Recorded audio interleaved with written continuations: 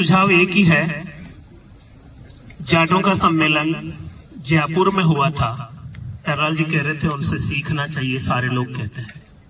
बाकी भी सारे समाजों के सम्मेलन हुए थे, उस सम्मेलन का जो एक संदेश था, पता नहीं आपने महसूस किया कि नहीं, मुझे लगा वो पहला सम्मेलन था जिसमें सम्मेलन करने वाले आपस में हनुमान को नहीं बुलाया, उसकी मां की, और जिसने बुलाया उसकी बाण की करके उठे।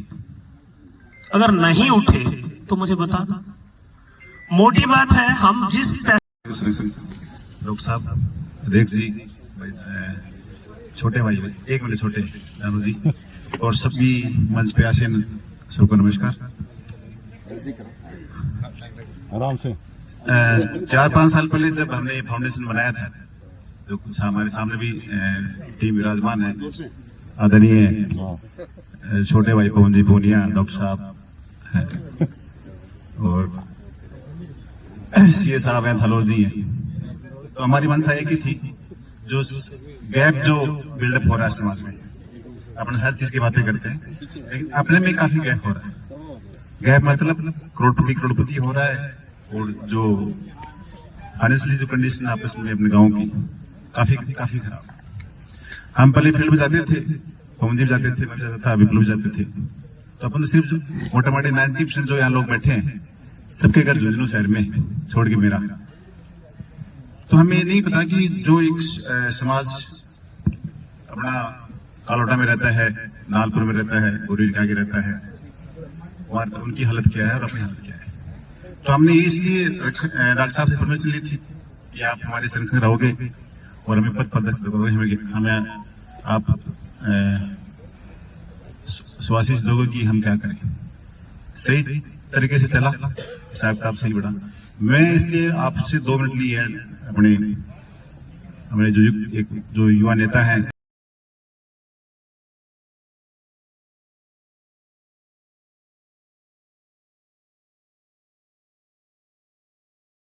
खेती उससे दूर कर दिया उनको, और उसके कारण आज ये सबसे बड़ी प्रॉब्लम हमारे सामने खड़ी है।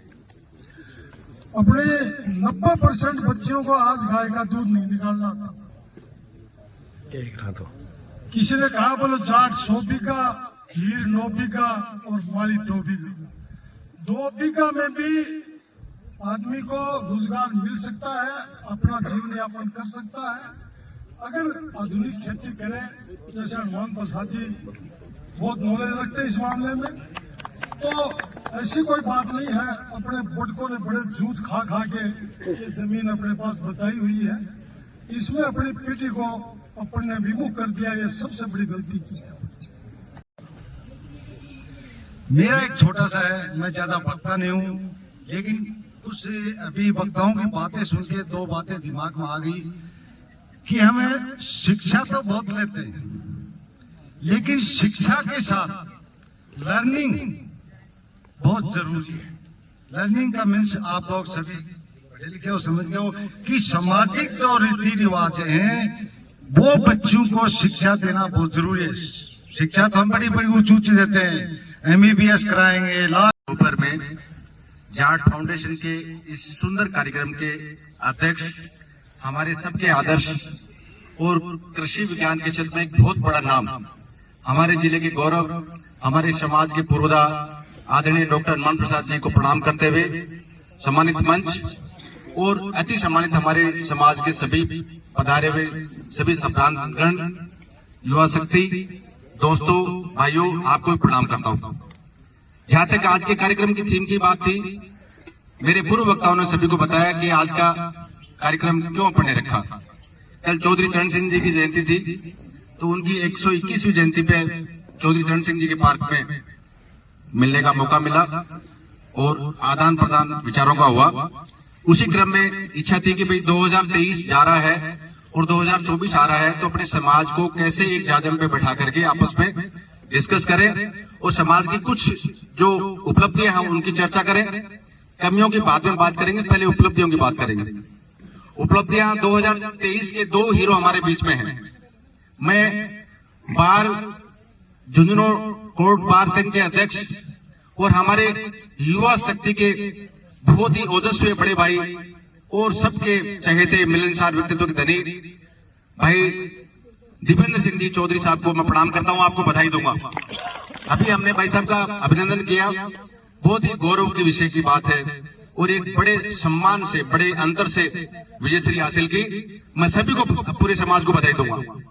इसी क्रम में 2013 के 23 के हमारे दूसरे हीरो भाई दिनेश जी, जो मेरे सौभाग्य से छोटे भाई भी हैं, मेरे क्लाइंट भी शुरू से और मेरे बहुत निजी प्रिय भी हैं। और मैं ये कहूंगा कि मैं उनकी अध्यक्षता में कांग्रेस पार्टी का उपाध्यक्ष भी हूं, तो उनके सानिध्य में काम करने का मौका मिल रहा है, इस बात की मुझे खुशी है। तो हमारे दोनों के नेता भाई बड़े भाई गोविंद सिंह जी डोटासरा जी ने हमें बनाया, ये काम करने का मौका दिया।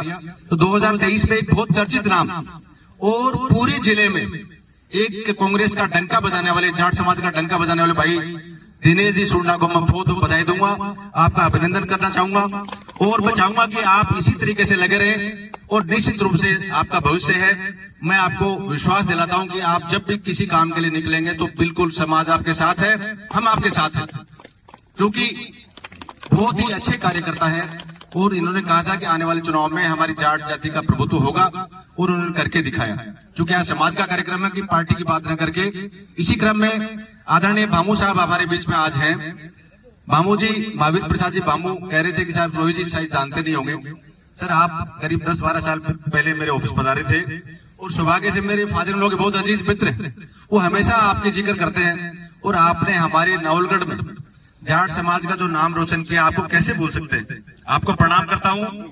और इसी क्रम में सम्मानित मंच सभी में बड़े भाई विजय गोपाल जी, बड़े भाई वीरेंद्र जी डारा साहब, आपको कैसे भूल सकते हैं। बाबूलाल जी पटेल जी, हमारे रामनिवास जी डूडी साहब, धर्मपाल जी बामू जी और समाज के एक बहुत बड़े पुरोधा जिनकी वजह से मिलने का मौका मिला, क्योंकि बड़े भाई साहब तो हैं ही सिरमौर। तो मैं आपको बधाई देना चाहूंगा कि जाट समाज को मिलने का आपने एक अवसर दिया, प्लेटफॉर्म दिया और बड़ी इच्छा रहती है शिवगण जी भाई साहब की कि सबको मिलाकर के समाज को कैसे आगे बढ़ाए। तो मैं हमारे सभी समाज के भाइयों से निवेदन करना चाहूंगा कि आप सारे सुझाव बताएं और अपने एक प्रस्ताव पास करेंगे। मेरी दिली इच्छा है कि समाज की जो कमियां हैं उसको कैसे मिट आउट करें, कैसे कम करें, और उसमें सभी का सुझाव आमंत्रित है। और मैं बधाई देना चाहूंगा, पिछले दिनों बेटे के संबंध की बात आई तो मैंने कहा भाई साहब अपने जाट समाज के पदाधिकारी हैं, आप प्रदेश के अध्यक्ष हैं, मुझे भी उपाध्यक्ष बना रखा है। भाई कृष्ण जी, हम तीनों ने मिलकर तय किया कि भाई कैसे करें। तो हमने हमारे साजी से निवेदन किया, सौभाग्य से आज हमारे बीच में है कि साहब हम दहेज ले शादी करना चाहते हैं।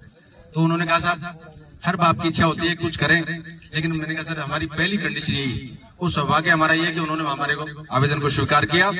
और लास्ट में मैंने कहा सर 11 रुपए एक सांकेतिक जो है, भाई साहब ने 1 रुपये लिया, मेरे जैसे मैंने कहा जो एक सांकेतिक सम्मान होता है वो 11 रुपए का ही करना चाहेंगे।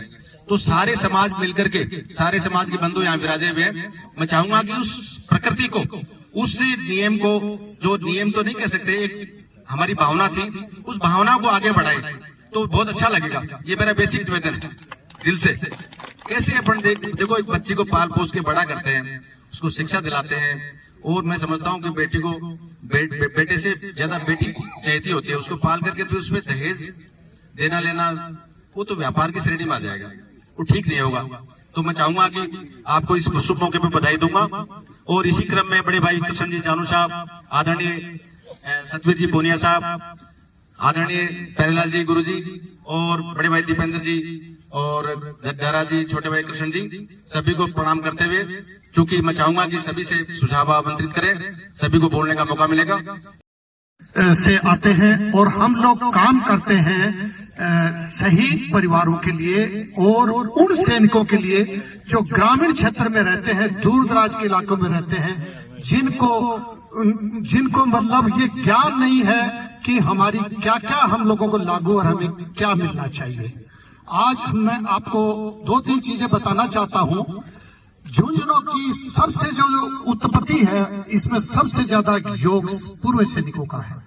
60,000 पूर्व सैनिक परिवार झुंझुनों में रहते हैं और स्वरूप के अंदर हमारे को जो नौकरी थी, सिर्फ मेरे दादा मेरे परदादा सब सेना के अंदर थे और उन्होंने शिक्षा का एक अलग जगाया और हम लोग शिक्षित होके हमारे बेटे वगैरह मतलब सिविल सर्विसेज में गए। आज झुंझुनू जिले के अंदर जाटों के 9 जनरल मायना रखते हैं और हर सूबेदार और जवानों का बेटा आजकल ऑफिसर है जो सेना के अंदर कार्यरत हैं। आज झुंझुनू के अंदर 498 शहीद हैं, मतलब हर गांव के अंदर आपको शहीद की मूर्ति मिलेगी। मैं चिनकारा कैंटीन झुंझुनू के अंदर मैनेजर के पद पर कार्यरत था, झुंझुनू, चिड़ावा, सीकर। मैंने सब सेवानिवृत्त हुआ 2018 में, तो मुझे महसूस हुआ कि मेरे पास में हजारों सैनिकों के नंबर हैं और हजारों ऐसे पीड़ित सैनिक हैं जिनको मदद की जरूरत है।